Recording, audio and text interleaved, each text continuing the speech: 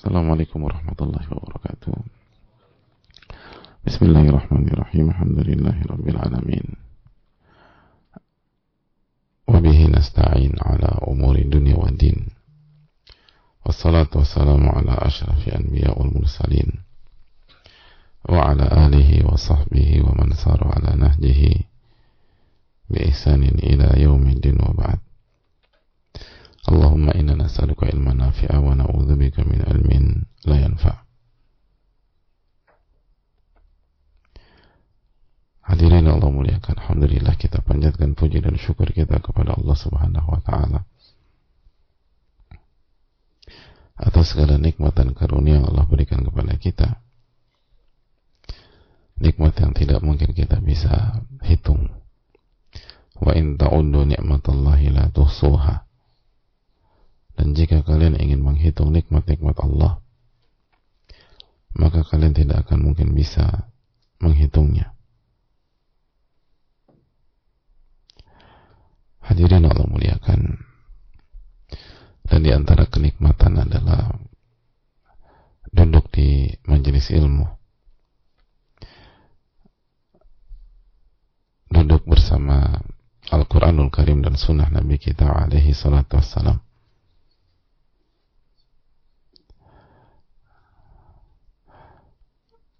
Dan itu yang Allah berikan kepada kita pada pagi hari ini. Maka hadirin Allah muliakan, banyak-banyak bersyukur, karena apa yang Allah berikan kepada kita itu jauh lebih berharga daripada dunia dan seisinya. Qul bifadlillah wa birahmatihi fabidzalika falyafrahu huwa khairun mimma yajma'un. Katakanlah, hendaknya mereka bergembira dengan rahmat, dengan karunia dan rahmat yang Allah berikan kepada mereka, karena karunia dan rahmat itu lebih berharga daripada harta yang mereka kumpulkan. Jadi kita disuruh bergembira oleh Allah Subhanahu wa taala. Karena apa? Karena dapat rahmat dan karunia, atau dapat karunia dan rahmat. Dan Allah berfirman bahwa karunia dan rahmat itu lebih berharga daripada harta yang kita kumpulkan. Dan tahukah kita apa yang dimaksud dengan karunia dan rahmat di dalam surat Yunus ayat 58 ini? Dijelaskan para ulama, karunia bermakna iman dan rahmat maknanya adalah Al-Quran. Jadi hendaklah setiap orang mendapatkan iman dan Al-Quran bergembira, karena imannya dan Al-Quran yang bersamanya itu lebih mahal, lebih baik, lebih berharga daripada harta yang dikumpulkan. Harta yang dikumpulkan.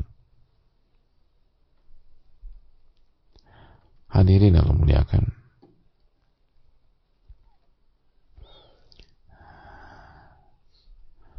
maka semoga Allah memberikan taufik kepada kita untuk bisa bersyukur, untuk bisa bergembira ketika mendapatkan iman dan Al-Quran.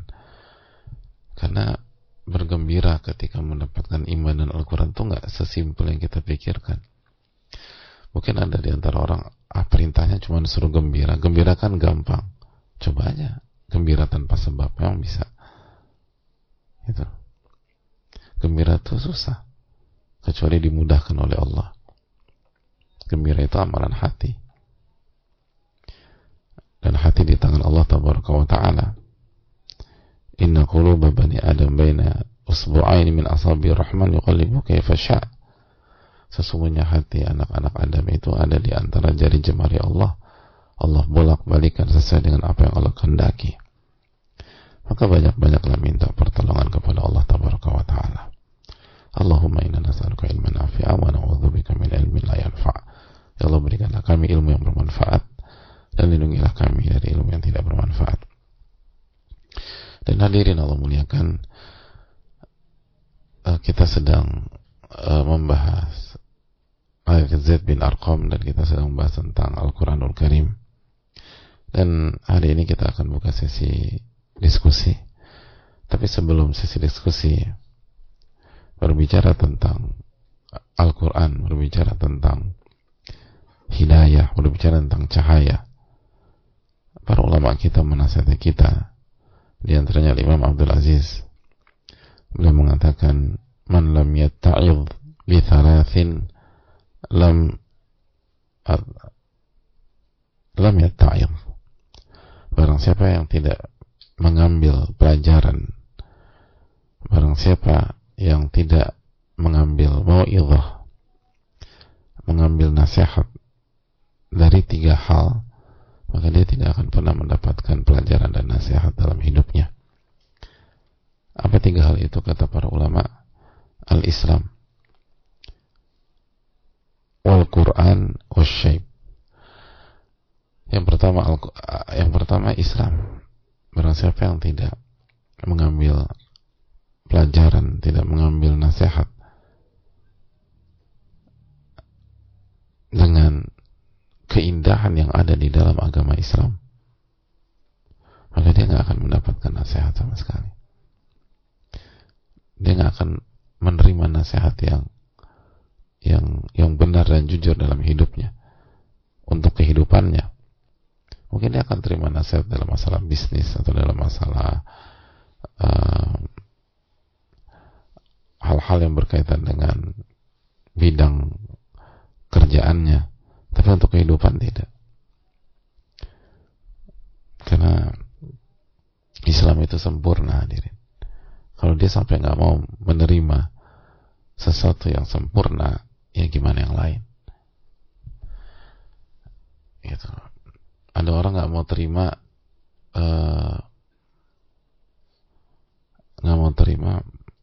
barang yang kualitasnya kalau 0 sampai 10 gitu. Nggak terima dia. Dengan egonya dia bilang, nggak, ini barang jelek, saya mau barang yang lain. Nggak ada, udah ini yang terbaik. Kalau Anda nggak terima, berarti Anda nggak bisa punya barang seperti ini. Ini udah yang terbaik. Dan memang terbaik, cuman Anda aja sombong. Allah berfirman, al-yawma akmaltu lakum dinakum, pada hari ini aku telah sempurnakan agama kalian. Allah telah sempurnakan. Al-Islamu ya'lu wa la yu'la. Islam itu tinggi dan gak ada yang lebih tinggi. Jadi kalau Anda nggak terima, terus Anda mau terima dari siapa? Maka coba pelajari apa konsep Islam dalam jiwa misalnya. Pelajari apa konsep Islam dalam rumah tangga. Pelajari konsep Islam dalam berkeluarga. Pelajari konsep Islam dalam berbisnis. Pelajari konsep Islam dalam hubungan sosial. Pelajari konsep Islam dalam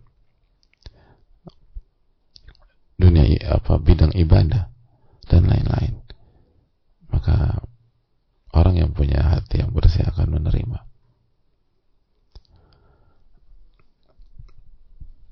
Yang kedua adalah Al-Quran.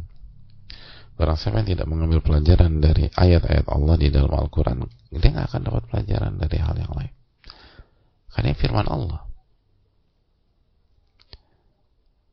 Firman Allah. Yang kasih pesan Allah langsung.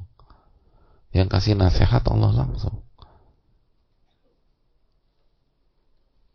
Kalau ada orang nggak mau terima nasihat dari dokter terbaik yang ada di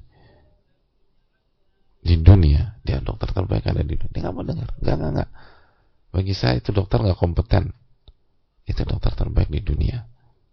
Kalau Anda nggak mau terima nasihat dengan alasan nggak kompeten, nggak punya kapasitas, ya Anda nggak akan terima advice dari dokter manapun, karena dia yang terbaik udah. Dan yang lain itu jauh di bawah dia. Bukan, kalau diangka bukan 9,5 sama 9,4, bukan. Ini 9,5, yang lain misalnya 7,5. Kalau Anda nggak mau terima nasihat atau masukan dari yang terbaik, yang ada yang bisa kasih nasihat buat Anda. Ini udah yang terbaik.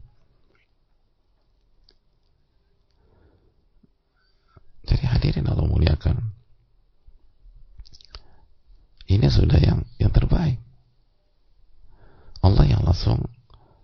berfirman. Lalu Anda tolak, Anda anggap ini tidak punya kapasitas, atau Anda acuhkan. Ya susah hadirin sekalian.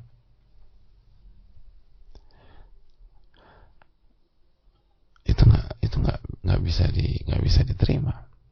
Allah yang langsung berfirman. Allah berfirman, "Dzalikal kitabul la raiba fih." Kitab ini nggak ada keraguan di dalamnya. Hudal lil muttaqin, sebagai petunjuk bagi orang-orang yang bertakwa. Allah juga berfirman dalam surat Fussilat 42, "La ya'tihil batilu min baini yadayhi wa min khalfihi." Al-Quran ini tidak ada kebatilan dari depan dan dari belakang. Jadi nggak ada kebatilan dari semua sisi. Depan nggak ada, belakang nggak ada. Tanzilun min hakimin hamid. Karena Al-Quran ini diturunkan dari yang maha bijak dan yang maha terpuji. Mungkinkah yang maha bijak menurunkan sesuatu yang tidak bijak? Kan nggak mungkin. Dan apa arti bijak? Bijak itu menempatkan sesuatu pada tempatnya. Dan yang menurunkan Hakim, Hamid, yang maha bijak dan maha terpuji. Nggak mungkin salah. La ya'tihil batilu min baini yadayhi wa min khalfihi. Nggak pernah ada kebatilan, baik dari depan maupun dari belakang. Nggak pernah datang kebatilan dari depan dan belakang. Semua baik, semua benar, semua sahih. Tanzilun min hakimin hamid.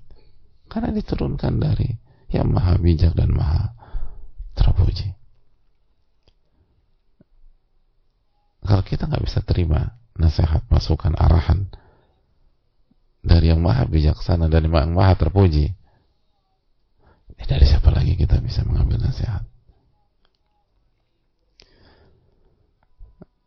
Dan yang ketiga, kata para ulama, asyaib wasyaib, uban. Uban itu, uban di kepala kita ketika rambut kita memutih atau janggut kita memutih, itu pesan dari Allah Subhanahu wa taala bahwa Anda menua, bahwa ajal Anda itu semakin dekat, bahwa hari demi hari itu berlalu dan hanya akan membawa Anda kepada kematian Anda.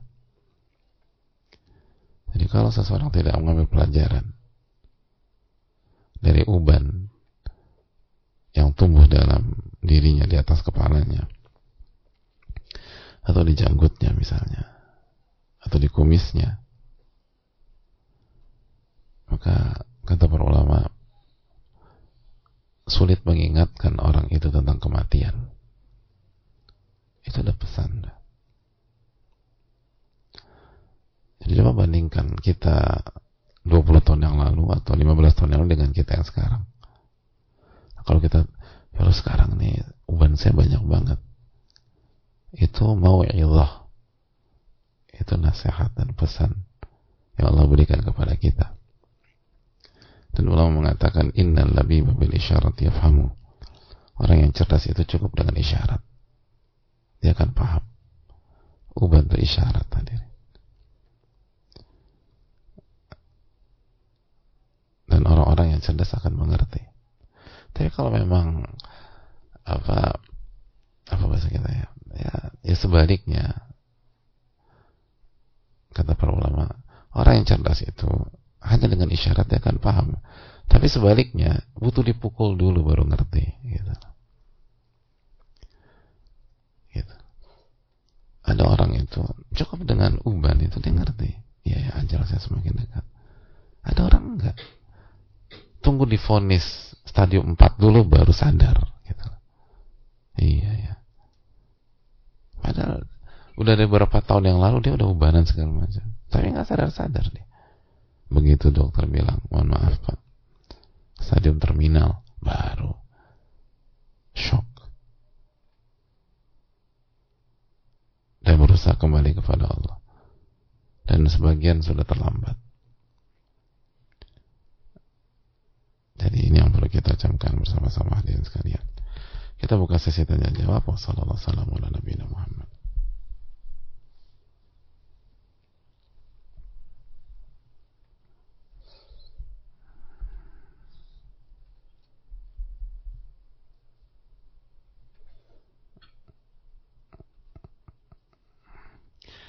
Assalamualaikum warahmatullahi wabarakatuh. Waalaikumsalam warahmatullahi wabarakatuh. Semoga Allah merahmati Imam Nawawi, orang tua beliau, guru-guru beliau, serta orang-orang beliau sayangi. Amin ya rabbal alamin. Semoga Allah melindungi Ustadz, keluarga, serta seluruh tim kajian. Amin ya rabbal alamin wa iyyak. Dan semoga Allah merahmati para ulama kita dan umat dimanapun berada. Dan begitu juga dengan penanya. Jazakillah khairan, jazakumullah khairan. Ini bertanya, Ustaz, bagaimana sikap saya sebagai anak dan ayah saya jika ibu tidak mau belajar Al-Quran? Ibu saya beralasan tidak mau belajar Al-Quran karena sudah tua. Mohon doa dan sarannya, Ustaz, agar ibu saya hatinya tergerak untuk belajar Al-Quran. Jazakallah khairan. Ya, terima kasih atas pertanyaannya. Hadirin yang Allah muliakan,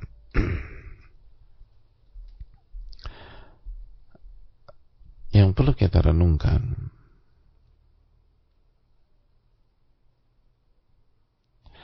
bahwa justru karena semakin tua belajar Al-Quran semakin urgent.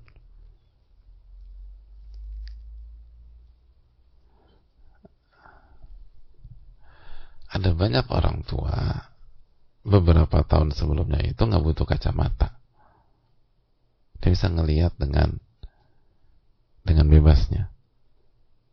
Tapi beberapa tahun belakangan ini dia sudah pakai kacamata kemana-mana, gitu. Dan kacamatanya komplit lagi, ada plusnya lah, ada silinder lah, ada segala macam. Karena kalau nggak dia nggak bisa lihat. Ketika dia kenapa? Faktor U gitu. Dulu ya karena saya masih muda, saya nggak butuh bantuan apapun. Sekarang saya butuh. Benar nggak sih hadirin? Nah, kalau kita nggak belajar Al-Quran, mau kacamata kita semewah apapun, secanggih apapun, kita tetap nggak akan bisa lihat kehidupan. Ngelihat objek berupa benda atau barang mungkin bisa, tapi melihat makna, hikmah, arah kehidupan nggak bisa. Kenapa demikian? Karena nggak ada cahayanya itu. Kita hidup nggak pakai cahaya.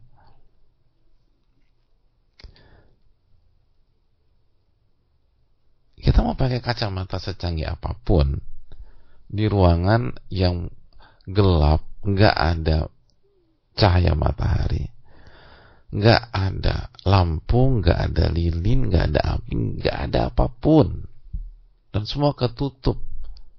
Ada fungsinya itu kacamata? Nggak ada. Kita sudah mengatakan, Nabi kita SAW mengatakan di dalam Al-Quran itu Al-Huda wan Nur, petunjuk dan cahaya. Allah yang berfirman dalam surat Al-An'am ayat 122, وَجَعَلْنَا لَهُ نُورًا يَمْشِي بِهِ فِي النَّاسِ, dan kami berikan cahaya Al-Quran, yamshi bihi finnas, sehingga dia bisa berjalan dengan cahaya itu di tengah-tengah manusia. Kalau nggak, dia nggak bisa jalan. Jadi justru sebaliknya cara berpikirnya, semakin tua semakin butuh belajar, karena waktu sudah semakin dekat dan diri ini semakin lemah.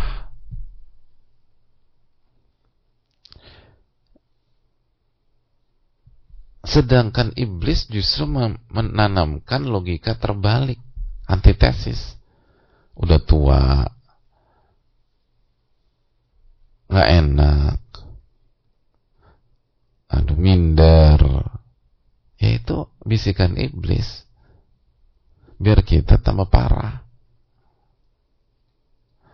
Adapun logika yang benar dan sehat, semakin kita tua, semakin kita lemah. Semakin kita lemah, semakin butuh cahaya, semakin butuh petunjuk, semakin butuh pertolongan.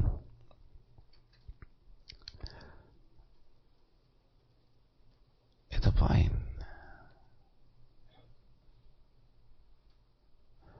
Semakin butuh pertolongan. Karena waktu udah gak banyak. Jadi doakan ibu kita, lalu ajak pelan-pelan, dan sampaikan bahwa logika itu bukan datang dari Allah Tabaraka wa Ta'ala, tapi itu bisikan syaitan yang tidak ingin kita husnul khotimah, yang gak ingin kita husnul khotimah. Itu tadi kan kita katakan keterangan Al-Imam Abdul Aziz itu, biar kita hidup tanpa ada arahan, tanpa ada masukan. Karena barang siapa yang tidak mau mengambil arahan dari Al-Quran, dia nggak akan dapat arahan sama sekali dalam hidup. Dia akan tolak semuanya. Itu hal yang perlu kita tanamkan.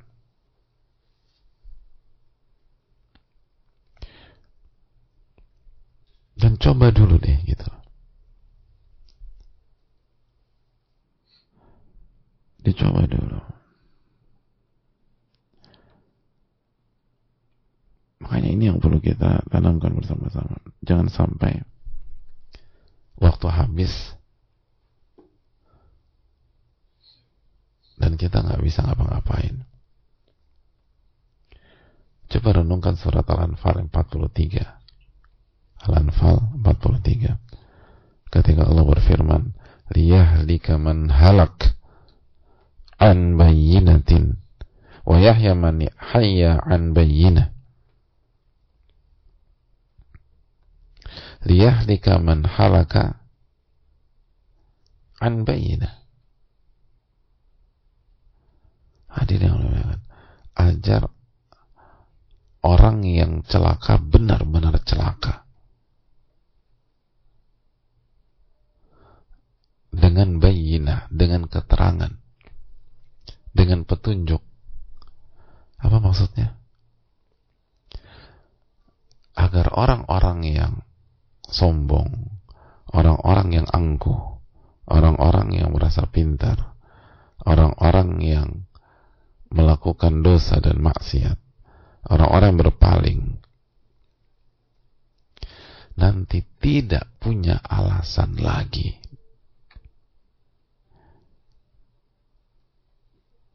untuk menjustifikasi kesalahan-kesalahannya di dunia.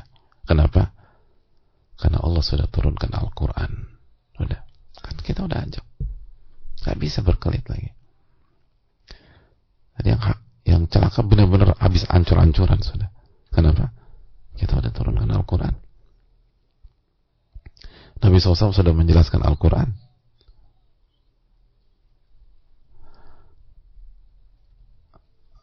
Di mana-mana mengkaji dan mempelajari Al-Quran. Anda bisa belajar di berbagai macam tempat. Hadirin Allah muliakan, nggak ada alasan, nggak ada alasan.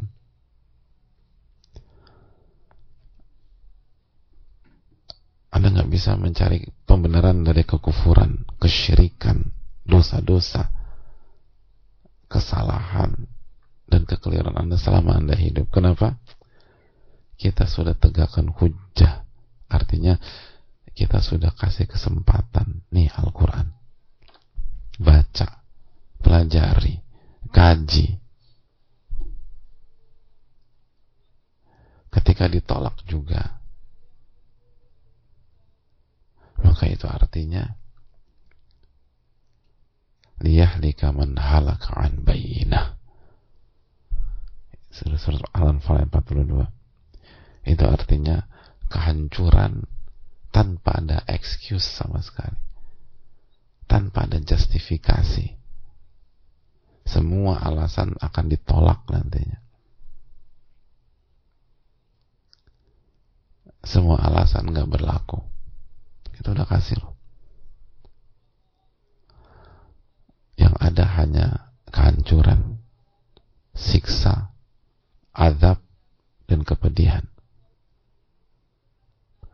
Karena waktu sudah diberikan, Al-Quran sudah diturunkan, sudah ditawarkan, sudah diajak ngaji, sudah diajak belajar, sudah diajak mentadaburi, tapi ditolak dan ditolak. Liyahlika man halaka an bayyinah wa yahya man hayya an bayyinah wa inna allaha la sami'un alim. Ini yang perlu kita renungkan bersama-sama. Wallahu ta'ala bishawab. Tapi jangan galak-galak sama ibu. Ibu akan hancur loh, Bu. Jangan bilang begitulah.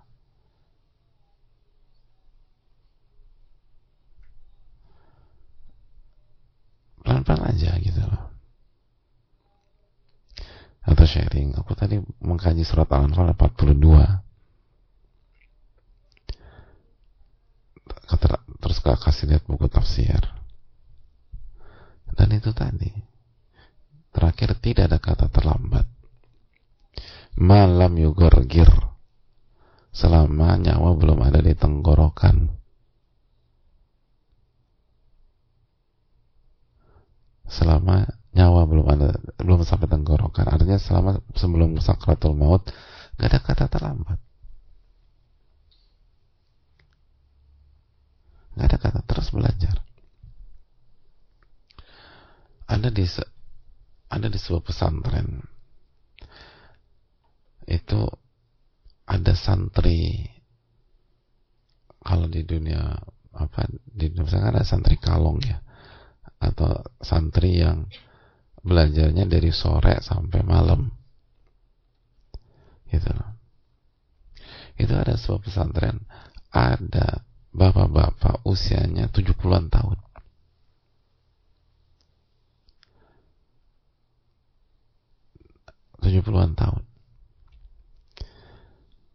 dan belajar dari nol, belajar dari baca Al-Quran, lalu belajar bahasa Arab. 70-an tahun hadirin. Saya tanya sama beliau, kayak, emangnya target kakek apa? Belajar di usia seperti ini.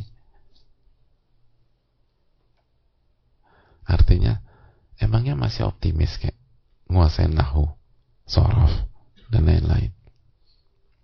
Apa kata beliau? Kata beliau, misi dan target saya simpel, sederhana. Saya berharap saya wafat sebagai penuntut ilmu. Itu. Saya berharap saya wafat dan tercatat sebagai orang yang mempelajari Al-Quranul Karim. Saya berharap saya wafat dalam kondisi tercatat mempelajari bahasa Al-Quranul Karim. Saya berharap saya wafat dalam kondisi dan tercatat sebagai orang yang mempelajari hadis Nabi SAW. Itu aja.